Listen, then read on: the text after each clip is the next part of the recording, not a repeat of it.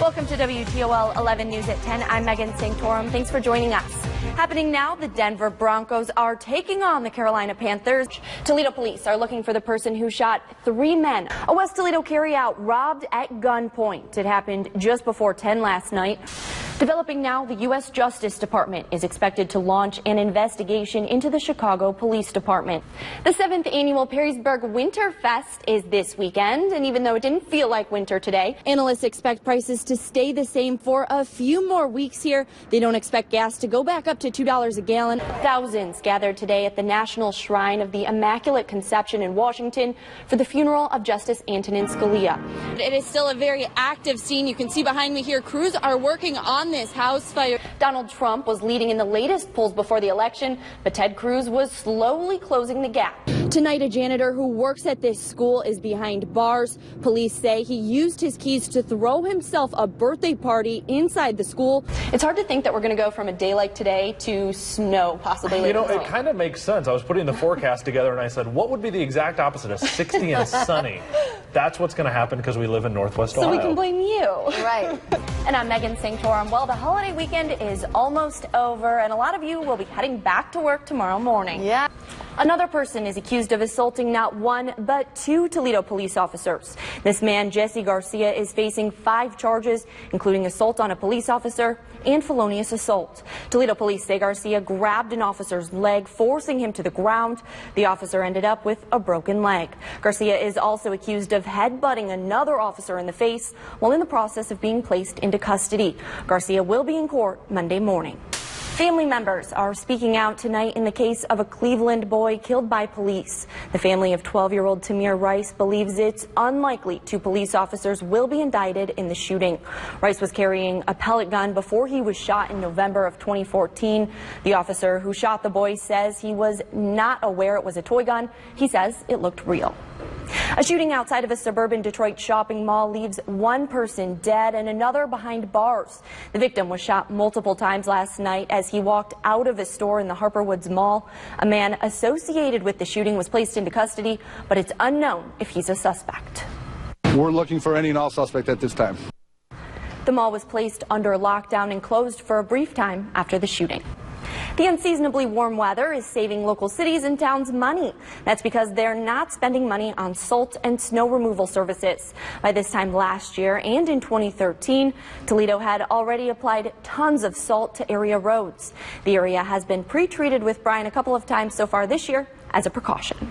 To campaign 2016, Governor John Kasich is set to make a major push as he begins campaigning again tomorrow. The governor is in New Hampshire, where he'll hold events Monday and Tuesday. Frontrunner Donald Trump is also expected to campaign in the Granite State the next several days. Speaking on ABC's This Week, Governor Kasich went after Trump's immigration plan.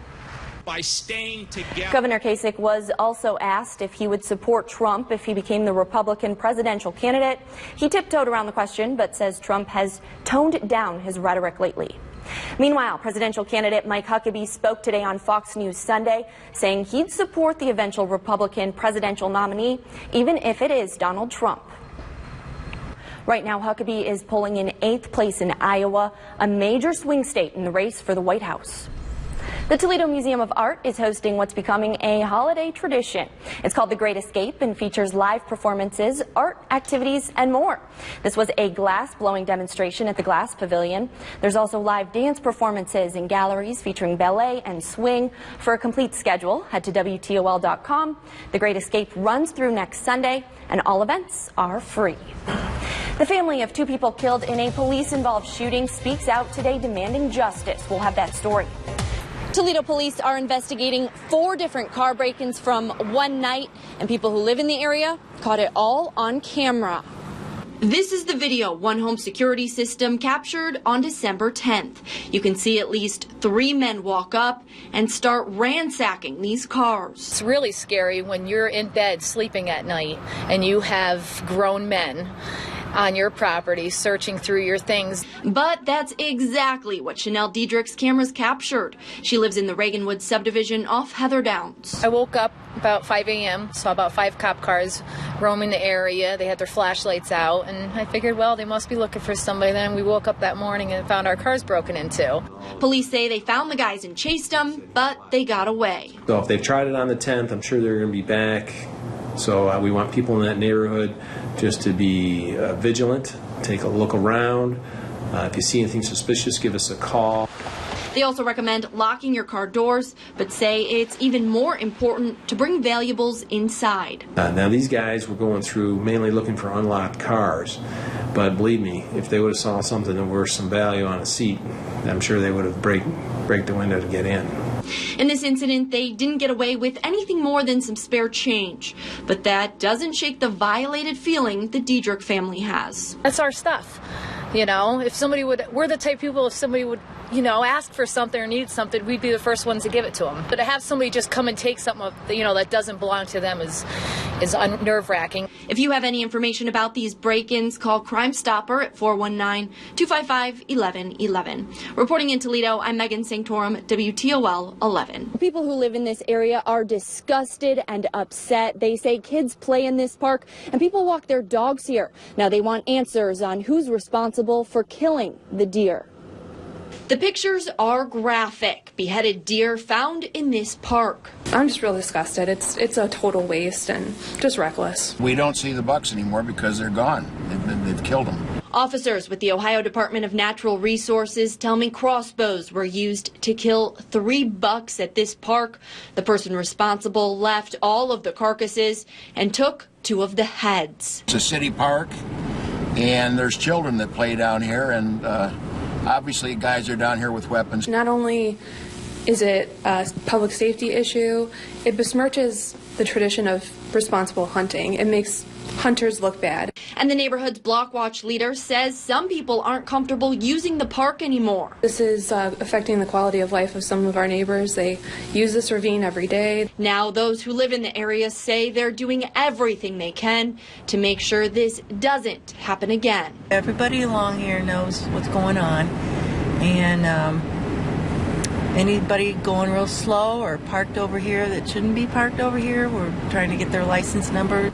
Guys are after trophies. Well, they need to go someplace else. According to the ODNR, this is very different than a controlled hunt. They say this is considered poaching and it's illegal. Anyone with information on who might be responsible is asked to call the ODNR hotline at 1-800-POACHER. Reporting live, I'm Megan Sanctorum, WTOL 11. This is what Galena looks like after sunset. It's very, very dark at night. It is pitch dark. You see nothing. There's street lights, but they're all out. There's 7 of them right in front of us here. You're driving down the street and you just don't, you don't see anybody because the lighting is so bad here. Neighborhood leaders tell me this causes a major safety concern for drivers and pedestrians, and they say a lack of lighting attracts crime. We're working pretty hard getting the neighborhood straightened up, and we just need some lighting to help prevent crime. People could hide in them bushes down there. There's a junkyard there. There's a fence. They could get up against that fence and you'd never see them. We go out at night, travel around. We see a street light out. We'll put a yellow ribbon on it to indicate where it's at and call the Edison. They usually take care of it within 2 or 3 days. But they say these lights on Galena south of Greenbelt Parkway have been out for at least a month. Our cameras captured one of them flickering on and off. Neighbors say the problem is even worse because no street lights exist as you head up towards Central, right by the Toledo Correctional Institution. They say additional lighting would make a big difference in the area. Just give our neighborhoods a sense of identity again, and it lets people know that we're not the forgotten neighborhood. We are a neighborhood that truly means something. City leaders tell me Toledo Edison is handling the issue. Representatives there say they are aware of this problem. We're expecting to learn an exact repair date from them sometime tomorrow. Reporting in North Toledo, I'm Megan Sanctorum, WTOL 11.